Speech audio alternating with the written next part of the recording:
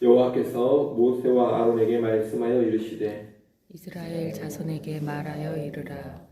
육지의 모든 짐승 중 너희가 먹을 만한 생물은 이러하니 모든 짐승 중 굽이 갈라져 쪽발이 되고 새김질하는 것은 너희가 먹되 새김질하는 것이나 굽이 갈라진 짐승 중에도 너희가 먹지 못할 것은 이러하니 낙타는 새김질은 하되 굽이 갈라지지 아니하였으므로 너희에게 부정하고 사반도 새김질은 하되 굽이 갈라지지 아니하였으므로 너희에게 부정하고 토끼도 새김질은 하되 굽이 갈라지지 아니하였으므로 너희에게 부정하고 돼지는 굽이 갈라져 쪽발이로되 새김질을 못함으로 너희에게 부정하니 너희는 이러한 고기를 먹지 말고 그 주검도 만지지 말라.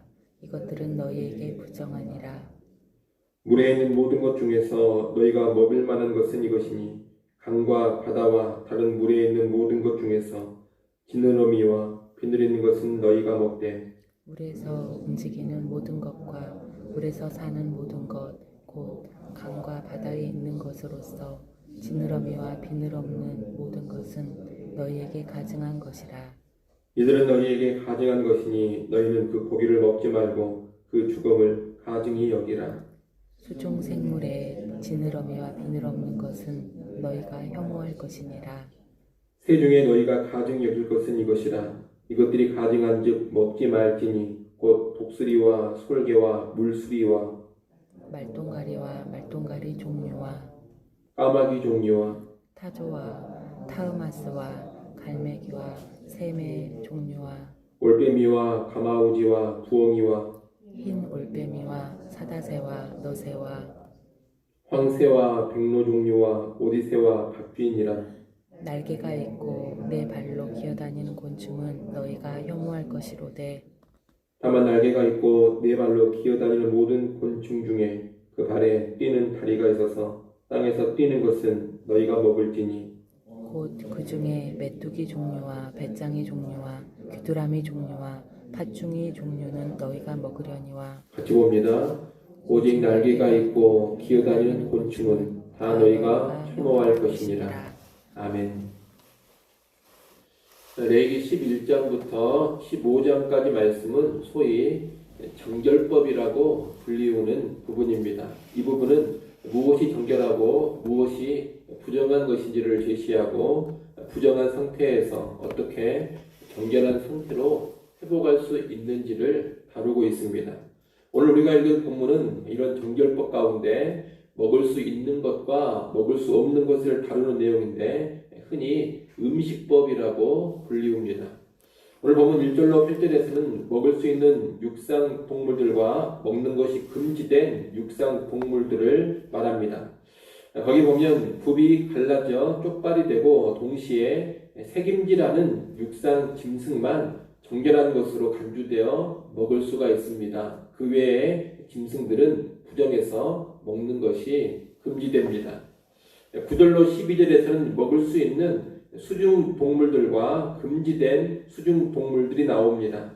지느러미와 비늘이 있으면 먹을 수 있지만 지느러미와 비늘이 없으면 부정한 것이기 때문에 먹어서는 안 됩니다. 13절로 19절은 먹을 수 없는 부정한 날짐승들을 나열하고 있습니다. 이 새들은 먹어서는 안 되고 여기서 언급되지 않은 새들은 먹는 것이 허용됩니다. 20절로 23절은 곤충에 관한 내용인데 날개가 있고 기어다니는 곤충은 먹을 수가 없고 날개가 있으면서 뛰는 다리가 있어 뛰어다니는 곤충은 먹을 수가 있습니다. 하나님께서는 이렇게 정한 것과 부정한 것을 구분하셔서 정한 것만 먹고 부정한 것은 먹지 말라고 하시는데 무엇을 기준으로 해서 정한 것과 부정한 것을 나누었는지에 대해서는 많은 논란이 있습니다. 어떤 사람은 건강과 위생의 관점에서 설명하기도 합니다. 금지된 동물들은 건강, 위생상 좋지 않은 것들이고 허용된 동물들은 건강과 위생에 별 문제가 없는 것들이라는 겁니다. 하지만 이런 관점은 그리 맞아 보이지 않습니다. 금지된 음식들 중에서도 건강과 위생에 아무런 문제가 없는 것들이 많이 있고 또 허용된 음식들 중에서도 건강에 도움이 되지 않는 것들이 있기 때문입니다. 어떤 사람은 이것을 상징이나 풍요의 관점으로 설명하기도 합니다. 예컨대 굽이 두 개인 것은 신약과 구약을 의미하고 되새김질하는 것은 거듭 되씹어 묵상하는 것을 의미하는데 성도는 신구약 말씀을 늘 묵상하는 삶을 살아야 한다는 것을 가르치기 위해서 굽이 있고 되새김질하는 짐승만 먹을 수 있도록 했다. 이런 식의 해석입니다. 이런 식의 해석을 풍유적 해석 또는 알레고리 해석이라고 하는데 사람마다 그 해석이 다 다르고 너무 주관적이어서 그렇게 좋은 해석은 아닙니다. 그 외에도 이런저런 여러 가지 설명들이 있습니다만은 가장 적절한 설명은 생명과 죽음이라는 두 축으로 설명하는 것입니다. 생명을 떠나거나 생명을 해치고 생명으로부터 멀어지는 것 또는 죽음과 쉽게 접촉하는 것은 부정한 것들입니다. 하지만 그렇지 않은 것들은 정결한 것입니다. 예컨대 땅의 짐승들을 보자면 일단 다른 짐승들을 잡아먹으면서 생명을 해치는 맹수들은 다 부정한 것으로 간주되어서 먹는 데서 제외됩니다. 그래서 정결하려면 일단 짐승의 생명을 해치지 않는 짐승이어야 하고 나아가 굽이 있고 되새김질하는 짐승을 가장 온전한 초식동물로 여겨서 이런 짐승들만이 정결한 것으로 간주되는 겁니다. 날짐승들을 보자면 금지된 새들은 모두 육식 조류들로서 사체를 뜯어먹고 피를 흘려 다른 짐승을 잡아먹는 새들입니다. 피채 먹고 피를 흘려 생명을 손상시키는 이런 새들은 부정한 것으로 간주되고 있는 겁니다. 어류나 곤충을 보자면 기어다니는 것들이 부정합니다. 땅이나 강, 바다의 바닥은 죽은 사체들이 널브러져 있는 곳입니다. 그러기에 이런 곳을 온몸으로 기어다니는 것들은 죽음에 접촉하는 경우가 아주 많습니다. 그래서 이런 것들은 부정한 것으로 여겨지는 겁니다. 우리가 앞으로도 정결법을 계속 보면 이 생명과 죽음의 측면에서 정결함과 부정함이 결정된다는 것을 여러 곳에서 확인할 수가 있을 겁니다. 음식법과 연관된 이런 이야기를 여러분께 드리고 있는데 중요한 것은 이렇게 먹는 음식에 있어서 정한 것과 부정한 것을 나누신 하나님의 의도입니다. 왜 하나님은 아무 것이나 먹지 않고 이렇게 가려서 먹도록 하셨는가? 우리는 거기에 집중을 해야 할 것입니다.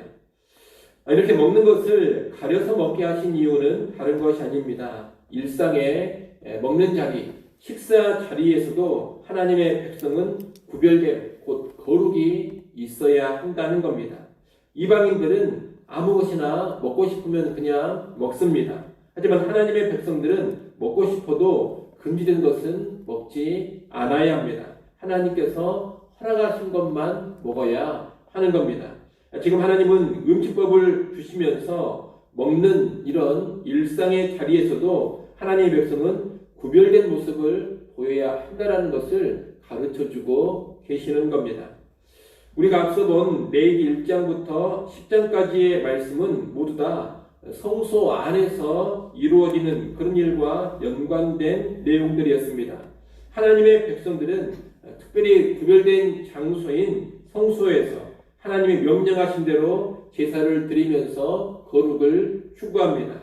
구별된 장소, 특별한 장소, 거룩한 장소인 성소의 거룩을 가르쳐 주는 것이 1장부터 10장까지의 내용인 것입니다.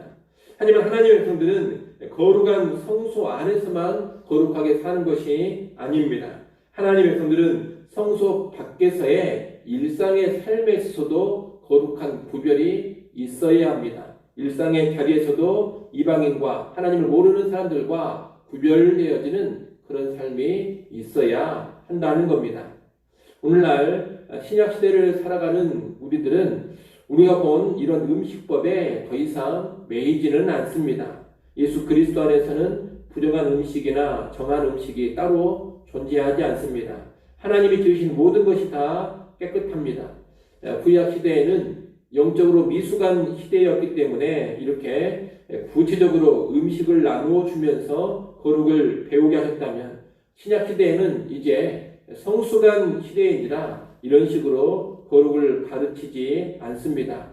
본질을 가르칩니다. 진정한 거룩은 먹는 음식으로 결정되는 것이 아닙니다. 먹는 것이 나를 더럽게 하거나 또는 깨끗하게 하는 것이 아니라는 겁니다.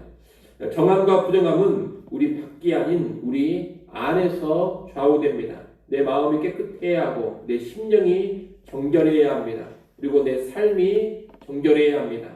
신약시대 예수 안에서 우리는 이제 그런 거룩을 추구해 가는 겁니다. 그런 내용을 마가복음 7장에서 잘 가르쳐주고 있습니다. 그러므로 이제 예수 그리스도 안에서 음식 자체의 정함과 부정함은 사라졌지만 하나님께서 이 음식법을 주신 정신, 그 의도만큼은 여전히 잘 알고 그대로 지켜가야 합니다. 음식법을 주신 핵심은 일상의 삶에서의 거룩, 일상의 삶에서의 세상과의 구별입니다. 이 모습은 예수 믿는 우리에게 반드시 있어야 합니다. 여러분, 나의 생각과 나의 말과 나의 행실이 예수 믿지 않는 사람들, 불신자와 달라야 합니다. 세상의 가치, 세상의 원리가 아닌 하나님의 말씀을 따라 살아감으로써 남다름을 보여줘야 합니다.